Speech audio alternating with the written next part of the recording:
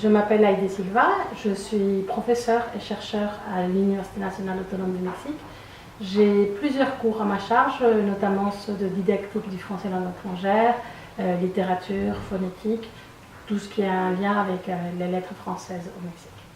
J'ai eu l'occasion de venir au CRIT du CIEP pour la première fois il y a un peu plus d'une vingtaine d'années, au moment où je préparais ma thèse de doctorat et que je faisais aussi des études en sciences du jeu.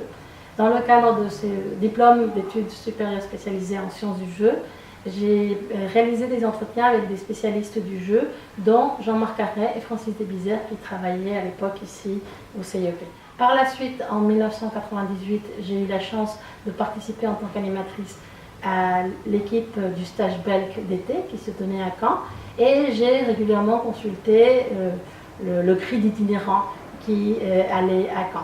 Depuis, je n'ai plus l'occasion de travailler avec le stage d'été, mais je viens régulièrement, chaque fois que j'ai l'occasion de venir en France, à Paris, j'essaye de faire un tour pour être à jour dans mes lectures, pour enrichir les différents sujets qui m'intéressent en didactique des langues notamment.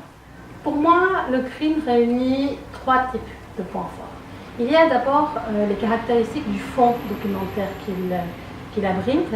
C'est un fonds spécialisé.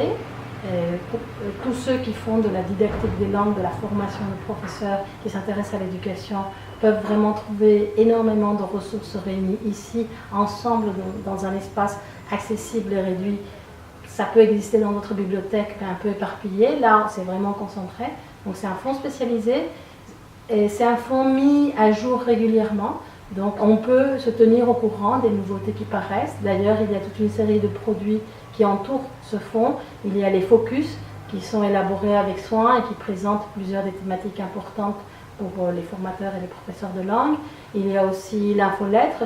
On peut s'abonner, on peut être informé de ce qui vient de paraître, des nouvelles problématiques. Il y a un répertoire de méthodes français langue étrangère. Ils ont à peu près toutes les méthodes français langue étrangère publiées en France depuis au moins 10 ans, accessibles directement, plus d'autres dans les archives. Donc ça fait que vraiment le fonds est extrêmement riche et bien mis en valeur grâce à tous les produits qui l'accompagnent. D'ailleurs, quand on est comme moi à l'étranger, on peut préparer sa visite depuis l'étranger en consultant le catalogue qui est assez facile à utiliser, et donc on peut arriver déjà avec une liste des produits que l'on souhaite consulter. La deuxième richesse importante pour moi, c'est l'équipe qui gère le CRIT.